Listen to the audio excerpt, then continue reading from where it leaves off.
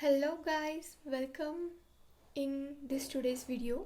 In this today's video, as I have told you before, that next video will be uploaded on Bhashantar of Sukti Sudha. So as I have told you, now I am going to tell you the Bhashantar of Sukti Sudha shlok. But before moving towards Bhashantar, first of all I want to give you the introduction of Sukti Sudha. 2 किंवा 4 ओळीत नेटका परिपूर्ण विचार ज्यात मांडलेला असतो ती सुभाषिते हे एक संस्कृतचे खास वैशिष्ट्य आहे. काही वेळा सुभाषितातील एखादी ओळ किंवा शब्दसमूह म्हणी किंवा प्रश्नप्रचाराला लोकप्रिय बनतो.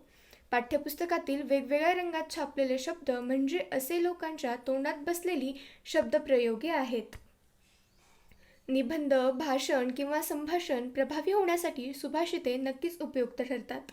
पण काही सुक्तीमध्ये विचार प्रेरणादायी असतात.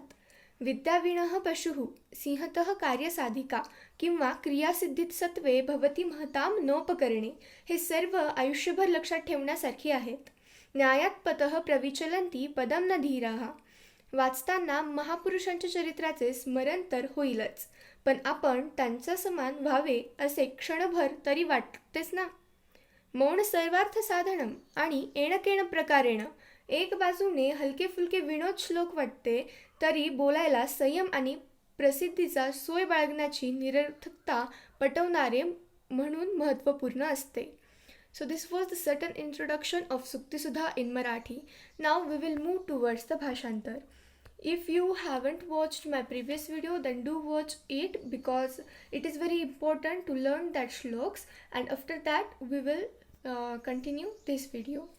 So विद्या विद्यानाम नरस्य रूपमधिकं प्रच्छन्न गुप्तं धनं विद्या भोगकरी यशः सुखकरी विद्या गुरुणां गुरुः विद्या बंधुजनो विदेशगमने विद्या परम दैवतं विद्या राजसु पूज्यते न धनं विद्या विहीनः पशुः. म्हणजेच विद्या म्हणजे माणसाचे अधिकचे सौंदर्य आहे, अत्यंत सुरक्षित असे गुप्त धन आहे.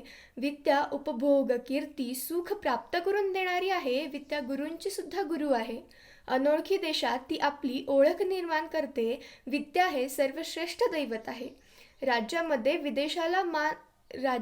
विदेशाला मान दिला जातो, धनाला नव्हे. विद्याशिवाय असलेला माणूस म्हणजे केवळ पशुच.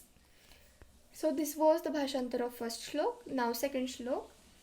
निंदन्तु नीति निपुना यदि वास्तुवन्तु लक्ष्मी समाविशतु गच्छतु वा यथेष्टम् अद्यैव वा मरणमस्तु युगांतरे वा न्यायात पतः प्रविचलन्ति पदम न धीराः.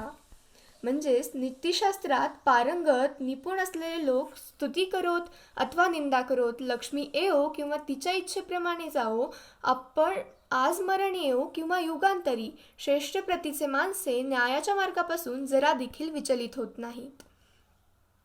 आत्मानो मुखदोषेण बध्यन्ते शुकसारिकाः बकास्तत्र न बध्यन्ते मौनम सर्वार्थ साधनम. आपल्या मुखदोषामुळे पोपट मैना बंधनात सापडतात, म्हणजेच पिंजऱ्यात कोंडले जातात. या उलट बगळे मात्र कधीही बंधनात सापडत नाहीत, कारण मौन हे सर्व हेतू साधून देणारे आहे.